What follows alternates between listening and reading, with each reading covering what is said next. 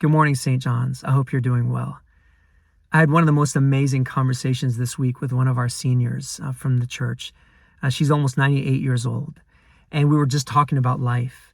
And I was listening to her talk about all the changes that have happened through the span of her time and describing them with such gratitude and yet recognizing how difficult it is to watch the world change so rapidly and feel like you're constantly trying to catch up. The time was filled with such grace, and my heart was so full as I was hearing this and interacting with her. But one of the things that I was thinking about is I had this moment in the middle of our conversation where I thought to myself, it's almost necessary in life that we hold on to everything with a light grip. Like, you don't want to clamp down and hold on to anything with saying, this is the way I want it to be all the time. I don't want this to ever change. Because usually when we hold on that tightly, we're setting ourselves up for disappointment, because it's just such a natural part of life that things change and evolve, and it's so dynamic.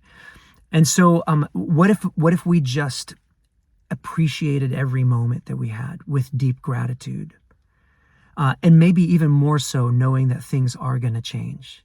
What if those things made us feel even more present in the moment because of the changed nature of life? And so I was thinking about this, and then I started thinking about this passage of scripture from 1 Peter that says, all flesh is like the grass of the field. The grass withers and then it fades, but the word of the Lord endures forever. So this idea of things are changing, even we in our own lives, we come, we experience, we live, and then we go, we die, and we're gone. We're like the grass of the field. Last week, the vestry met at the vestry retreat. As we always do, we have these big topics, kind of thinking about what our priorities are for the next year. One of the things that's very much in the forefront of our minds is that in 2023, St. John's is going to be celebrating its 150th anniversary. And we were thinking and contemplating, but also marveling at the longitude of this congregation, and how churches operate this way. It's like we are here, but yet we have in our background saints, a long line of saints who loved St. John's and gave to St. John's and put all of their effort and their energy and their care into making St. John's thrive. And here we are right now. This is our time. And then someday in the future, we're not going to be here anymore. And our spiritual descendants will be at St. John's giving to the church and using their gifts and talents. And it's such a beautiful thing. And what I'm thinking about is, specifically as we have this adult forum this coming Sunday, as we think of kind of this longitudinal kind of look and spiritual approach to St. John's, not just thinking about ourselves in this time right now, is the beauty of thinking about how we can give to the longitude of the enduring pieces of St. John's, giving to what endures.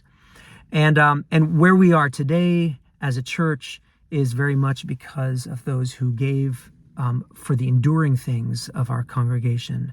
And here we are, we have an opportunity to give in a way that endures. And one of the things that we're going to talk about this Sunday, that you're going to learn about, is our Norwood Parish Fund. This is our endowment at the church. And one of the biggest contributors to our endowment is when people leave money to St. John's in their wills. So they do estate giving. So when we're gone, our last act of giving to something that endures can be the disbursements of our estate. And it doesn't affect us right now, but it is a way to say that I want to give to those things that I loved and cared about when I was alive, and I want to make sure that those things continue into the future. It is such a centering experience to plan for after we're gone. I remember about 7 years ago when Tanner and I went in and we made our wills and we wrote them out, and I said I would like to leave a part of our estate when we're gone to St. John's. And now I get to also share that with people who are interested in thinking about estate planning.